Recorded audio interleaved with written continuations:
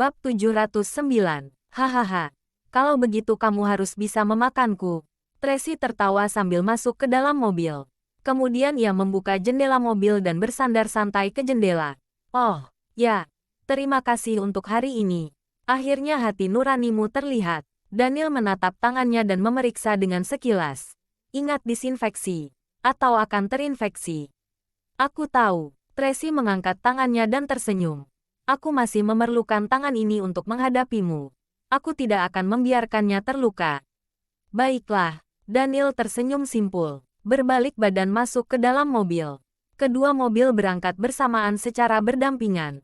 Hartono dan Paula saling melotot. Lalu sama-sama menambah kecepatan mobil. Di kursi belakang, Daniel dan Tracy saling memandang dan tersenyum. Lalu menutup jendela mobil dengan kompak. Mereka berkata kepada satu sama lain di dalam hati, sampai jumpa lagi. Ketika tiba di rumah sakit Prima, waktu sudah menunjukkan pukul 3 subuh. Begitu turun dari mobil, ia melihat Sanjaya sudah menunggu di depan pintu. Paman Sanjaya, sudah semalam ini, kenapa masih di sini? Tanya Rian dengan perhatian. Terjadi kecelakaan dengan Nona Victoria, sampai sekarang masih dalam pertolongan. Tuan Besar sangat cemas. Tentu saja aku harus ikut kemari. Sanjaya menjelaskan. Tuan Johnson sedang dalam penerbangan pulang. Mungkin pagi nanti baru tiba. Baik-baik saja. Kenapa bisa kecelakaan? Tanya Daniel sambil mengernyitkan kening. Apa orang dari keluarga Wallens yang mengantarkannya kembali? Bukan. Pengawal keluarga Hilton yang mengantarnya. Ucap Sanjaya. Sopirnya bagaimana? Tanya Daniel. Juga sedang dalam pertolongan. Ekspresi wajah Sanjaya menegang. Lukanya lebih parah dari Victoria. Bertabrakan dengan mobil apa? Daniel berjalan sambil bertanya. Sekarang masih belum pasti. Polisi lalu lintas sedang memeriksa. Pihak lain telah melarikan diri. Mereka tiba di ruang UGD. Tuan Besar sedang duduk di kursi roda. Ia tertidur karena kelelahan. Daniel melepaskan jas dan mendekatinya. Lalu mengenakan ke tubuh Tuan Besar. Tuan Besar tersadar sejenak. Ia mengernyitkan kening ketika melihat Daniel. Kenapa sekarang baru datang? Aku berangkat dari Taman Luke Hills. Butuh waktu kemari. Daniel menjelaskan. Pulanglah istirahat. Serahkan padaku. Aku ingin menunggu hasilnya keluar. Ekspresi Tuan Besar menegang. 2 tahun ini, Victoria selalu menjagaku. Ia baik hati dan lemah lembut. Benar-benar seorang anak yang baik. Sekarang terjadi kecelakaan dengannya. Ayahnya pun tidak berada di sampingnya. Kita tidak bisa meninggalkannya. Aku tahu. Daniel menganggukkan kepala. Victoria ahli dalam pengobatan tradisional. 2 tahun ini ia terus menjaga kesehatan Tuan Besar. Memberinya pengobatan akupuntur agar tubuh Tuan Besar tetap fit. Sebelumnya ketika Carla sakit, ia juga menjaganya sepanjang hari. Jadi, meskipun Daniel tidak memiliki perasaan cinta terhadapnya, tapi setidaknya ia merasa berhutang budi padanya. Baguslah kalau tahu. Jadi orang harus bisa membalas budi.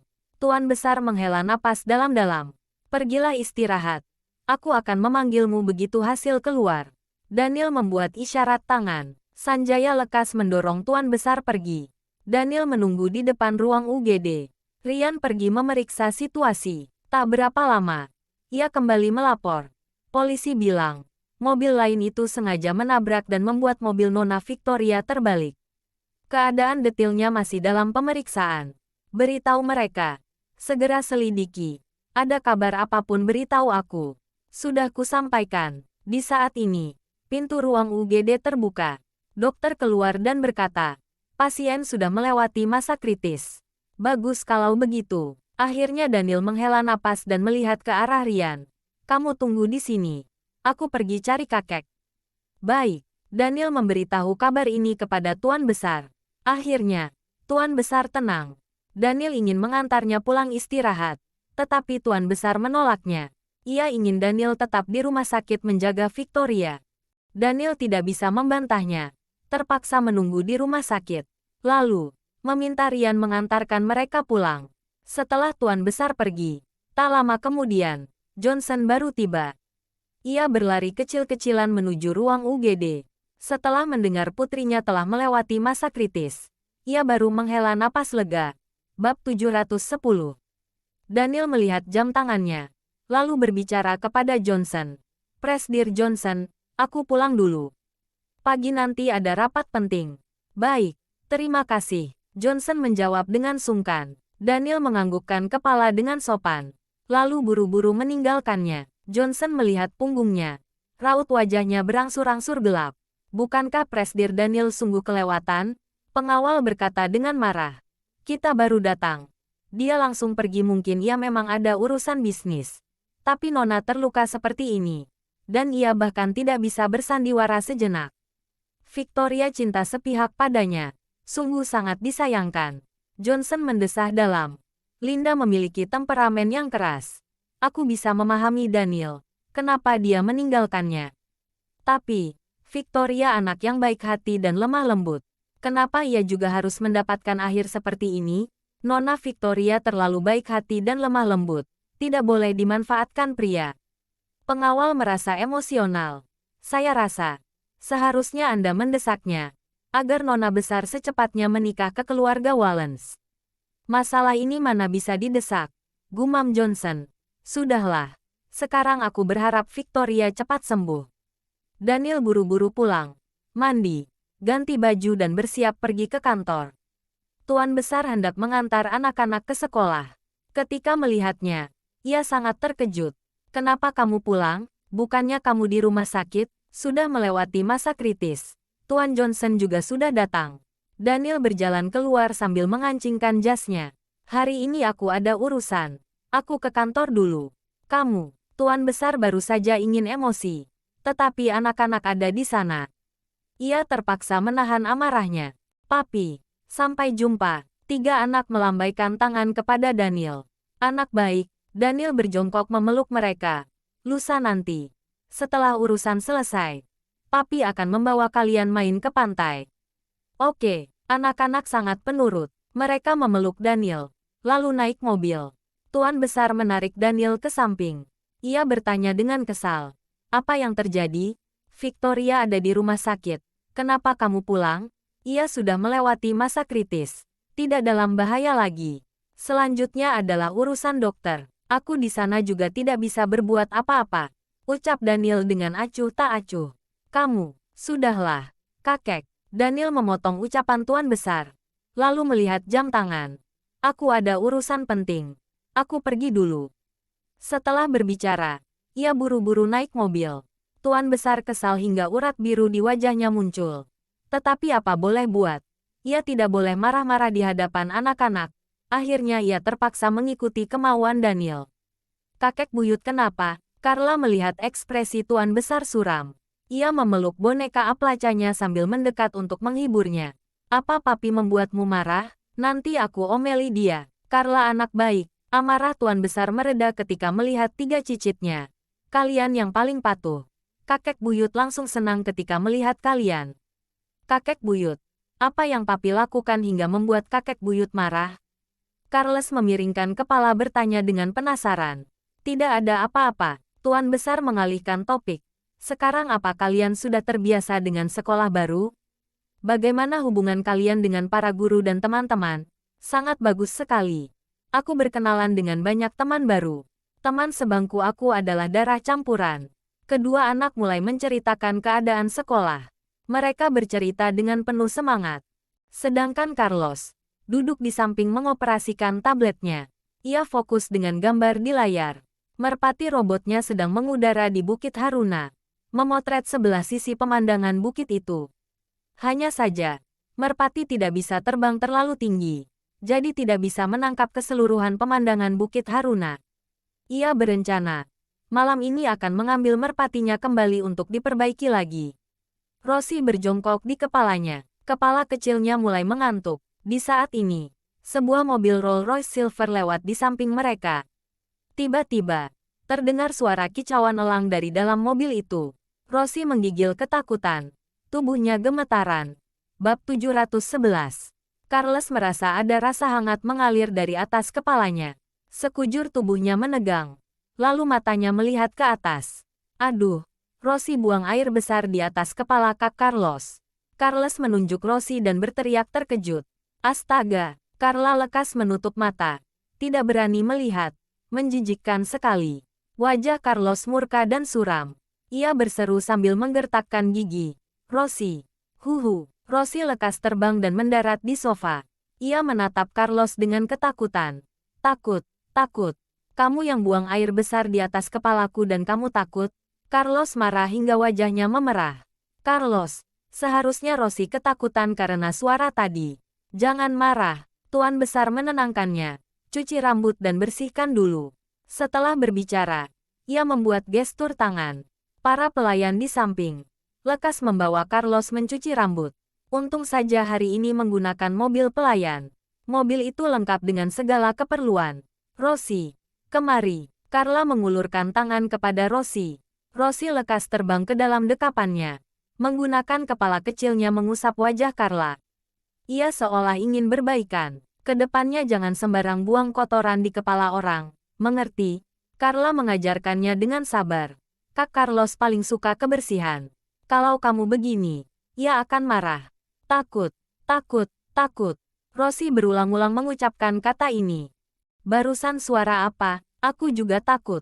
Carlos bertanya dengan penasaran. Seperti suara binatang buas. Mirip seperti suara elang. Sanjaya memikirkan dengan cermat. Lalu berkata, walaupun Bukit Haruna besar dan lebat, namun jarang ada binatang buas. Jadi, tidak seharusnya ada burung elang. Suara tadi berasal dari mobil itu.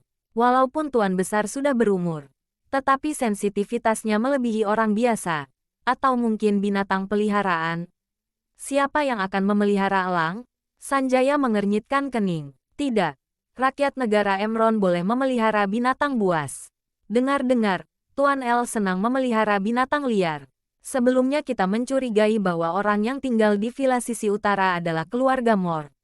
Mungkin saja itu benar. Minta Thomas periksa. Raut wajah Tuan Besar menegang. Para orang buas itu. Jangan sampai menyakiti anak-anakku. Baik, Sanjaya lekas menyampaikan. Di sisi lain, Carlos telah selesai mencuci rambutnya.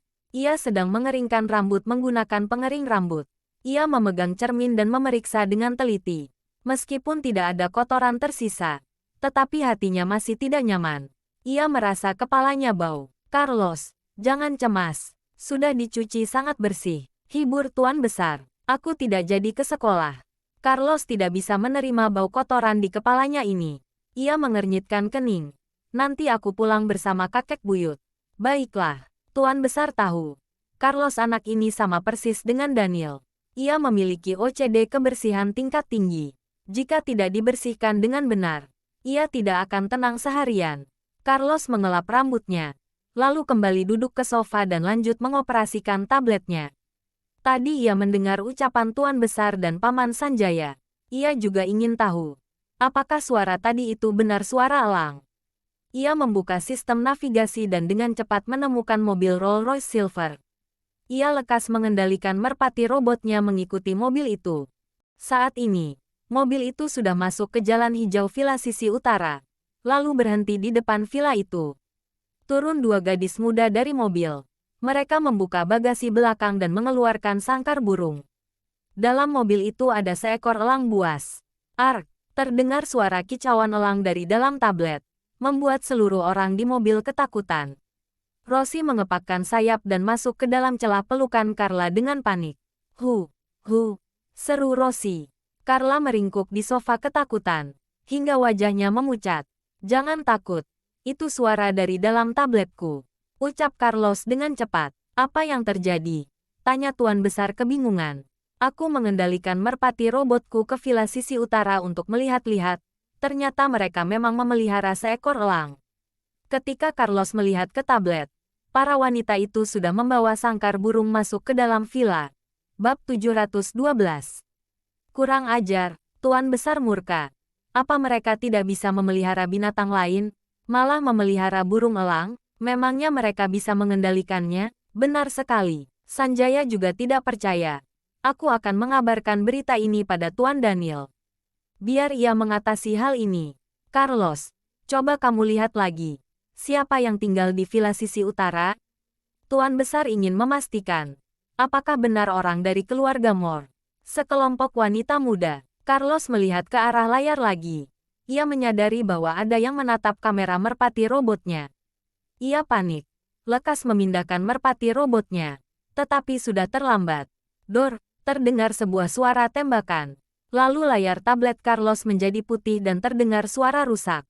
Merpatiku. Carlos marah hingga berdiri dari kursinya. Kedua tangannya mengepal erat. Wajahnya menegang. Kenapa? Tanya Tuan Besar dengan cemas. Ada orang yang menghancurkan merpati robotku. Carlos sangat emosional. Keterlaluan sekali. Kurang ajar, Tuan Besar mengernyitkan kening. Berani-beraninya merusak penemuan cicitku. Ia menoleh dan memerintah Sanjaya. Kamu utus orang ke sana. Tunjukkan kehebatan kita pada mereka. Baik, Sanjaya lekas menelepon dan mengutus orang ke sana. Ia juga memerintah. Bilang saja burung buas peliharaan mereka menakuti Tuan Muda, Tuan Putri dan hewan peliharaan kita. Selain itu, mereka juga telah merusak produk penemuan Tuan Muda kami. Mereka harus datang minta maaf. Setelah menutup telepon, Sanjaya bertanya kepada Tuan Besar. Begini boleh? Menurutmu bagaimana? Tuan Besar melihat Carlos. Ini adalah kesempatan terbaik baginya untuk mendekatkan hubungannya dengan Carlos. Cicitnya telah ditindas. Ia harus membelanya. Untuk sementara, begini dulu saja.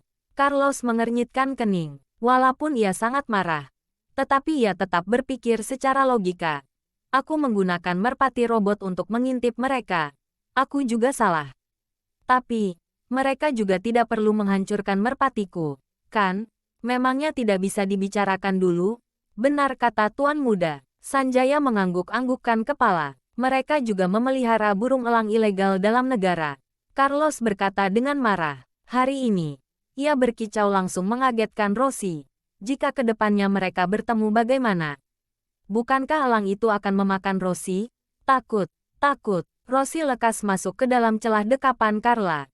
Ia bergetar ketakutan. Seolah burung elang akan memakannya. Benar sekali. Carlos mengepalkan tangan. Lalu berkata dengan kesal. Walaupun seni bela diriku tinggi, tapi tetap tidak bisa mengalahkan burung elang. Huhuhu. Carla menangis ketakutan. Carla, jangan takut, kakak akan melindungimu. Carlos mengusap kepalanya. Benar kata Carlos. Tuan Besar mengangguk-anggukkan kepala. Kalian jangan cemas. Kakek buyut pasti akan mengatasi masalah ini dan melindungi keselamatan kalian. Iya, terima kasih, kakek buyut. Carla dan Carlos lekas bermanja dalam pelukan Tuan Besar. Terima kasih, kakek buyut. Carlos juga berterima kasih kepada Tuan Besar. Kerenggangan antara kakek buyut dan cicit akhirnya membaik hari ini. Lebih baik aku telepon, mengabari Tuan Daniel. Hati Sanjaya gelisah. Ia lekas menyingkir ke samping menelepon Daniel. Dengan cepat, telepon itu tersambung. Paman Sanjaya, Tuan Daniel. Barusan aku menelepon Thomas mengenai masalah Villa Sisi Utara. Seharusnya Anda sudah tahu, kan? Iya. Aku akan mengurusnya. Barusan merpati robot produk penemuan Tuan Muda Carlos dihancurkan. Tuan Muda Carlos sangat marah. Demi menghibur Tuan Muda Carlos, Tuan Besar memutuskan untuk mengurusnya sendiri. Jangan, ucap Daniel dengan cepat. Hah, ini hal kecil. Biar aku saja yang urus. Untuk apa merepotkannya? Daniel mencari alasan. Sudah setua itu, masih berkelahi dengan orang lain karena masalah anak-anak. Memangnya tidak memalukan? Aku juga berpikir demikian. Sanjaya menutup mulutnya dan berbicara dengan suara rendah. Tapi, aku tidak bisa membujuknya. Bab 713. Begini, aku akan minta Thomas untuk berkomunikasi dulu, agar mereka menjaga elangnya dengan baik. Sisanya serahkan padaku. Jangan sampai orang tua itu lari ke sana sendiri mengomeli mereka. Daniel tidak berharap Tuan Besar bertemu dengan Tracy. Itu akan menjadi masalah besar. Paham. Sanjaya menutup telepon. Tuan Besar mendesaknya. Kenapa? Orang sudah dikirim ke sana belum? Tuan Daniel sudah meminta Thomas mengirim orang ke sana untuk berkomunikasi dulu. Seharusnya membutuhkan sedikit waktu. Anda tidak perlu terlalu terburu-buru. Sanjaya takut akan menimbulkan masalah. Selama Tuan Besar ingin membela cicit-cicitnya, maka ia akan menjadi orang tua yang kekanak-kanakan. Ini karena kakinya tidak bisa bergerak. Jika bisa bergerak, ia mungkin sudah berlari ke sana menghajar mereka. Ya, Tuan Besar mengangguk-anggukkan kepala dan menghibur Carlos. Jangan cemas. Hari ini kakek buyut akan membalasnya untukmu. Sanjaya melihat adegan ini. Hatinya merasa emosional. Sebenarnya Tuan Besar selalu keras di sepanjang hidupnya. Kapan ia pernah bersusah payah menyenangkan siapapun? Ketika ia sudah berumur seperti ini, ia menghabiskan banyak waktu untuk 3 anak ini. Sekarang ia memeras otak ingin berbaikan dengan Carlos. Benar-benar telah bersusah payah. Tuan Daniel, Anda sungguh bersusah payah. Di sisi lain Rian juga mendesah. Ingin mendapatkan Nona Tracy kembali. Tapi juga harus menyembunyikannya dari Tuan Besar. Apalagi sekarang mereka tinggal di Bukit Haruna sisi utara. Menjadi tetangga kita. Setiap hari melewati jalan yang sama. Cepat atau lambat mereka akan bertemu. Oleh karena itu, Tuan Besar harus secepatnya kembali ke negara Maple. Daniel sangat berpikir keras. Tuan Besar kali ini kembali. Karena 3 anak masuk sekolah. Sebenarnya ia ingin mendekatkan hubungan dengan anak-anak. Selain itu, juga ingin mengawasi hubungan Anda dan Nona Victoria. Rian berkata dengan lemas. Kurasa ia tidak akan semudah itu untuk kembali. Kamu telah menyadarkanku. Daniel tiba-tiba paham. Malam nanti, kita ke rumah sakit Prima. Paham. Rian menganggukkan kepala. Di saat ini, ponsel Daniel berdering. Ia lekas menjawabnya. Halo, Presdir Daniel. Duke Louis sudah tiba di bandara. Aku dan Direktur Tony sedang menunggu di bandara. Tapi, Winnie menutup lubang mikrofon dan berbicara dengan suara rendah. Aku juga melihat orang dari grup Moore. Benar-benar mengambil di setiap kesempatan.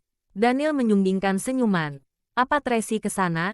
Sepertinya tidak melihatnya. Ucapan Winnie belum selesai sudah terhenti. Ada, ia baru tiba. Daniel mengernyitkan kening. Aku segera ke sana. Baik, baik. Setelah menutup telepon, Daniel membuat gestur tangan. Rian memahami maksudnya. Pergi ke bandara. Baik, Duke Louis dari negara Prancis adalah klien lama Skywell. Juga teman lama Daniel. Mereka telah bekerja sama selama bertahun-tahun. Kerjasama itu selalu memuaskan. Kali ini, Duke Louis datang ke kota Bunaken karena ingin berdiskusi proyek kerjasama dengan Daniel. Daniel sangat mementingkannya, tetapi ia tak menduga. Sebelum ia tiba di bandara, orang dari keluarga Moore sudah bertindak terlebih dulu. Sebelumnya, beberapa proyek Skywell sudah direbut oleh grup Moore. Kali ini, Daniel tidak akan membiarkan grup Moore melangkah lebih dulu. Tidak hanya demi keuntungan grup, juga demi martabat pria, serta ingin menghentikan tindakan Tracy. Hartono menyelinap di jalan. Ia seperti angin yang berjalan dalam keramaian mobil. Akhirnya, ia berhasil tiba di bandara dalam waktu singkat. Daniel membawa pengawalnya buru-buru menuju pintu masuk. Dari jauh, terlihat Duke Louis beserta bawahannya berjalan keluar dari jalur VIP. Duke Louis memiliki wajah sempurna. Ia bagaikan pangeran Eropa dalam cerita dongeng. Sepasang mata berwarna biru laut memancarkan aura bangsawannya. Ia menyukai musik, juga telah membuat prestasi besar dalam seni. Ia juga seorang pianis terkenal di dunia. Presdir Daniel, sebelah sini. Winnie buru-buru menyambutnya. Direktur Tony tahu Anda datang. Jadi ia pulang dulu. Orang Moore sedang menunggu di pintu keluar. Ya, Daniel baru saja ingin mempercepat langkah kakinya pergi menyambut Louis. Tiba-tiba terdengar suara merdu. Duke,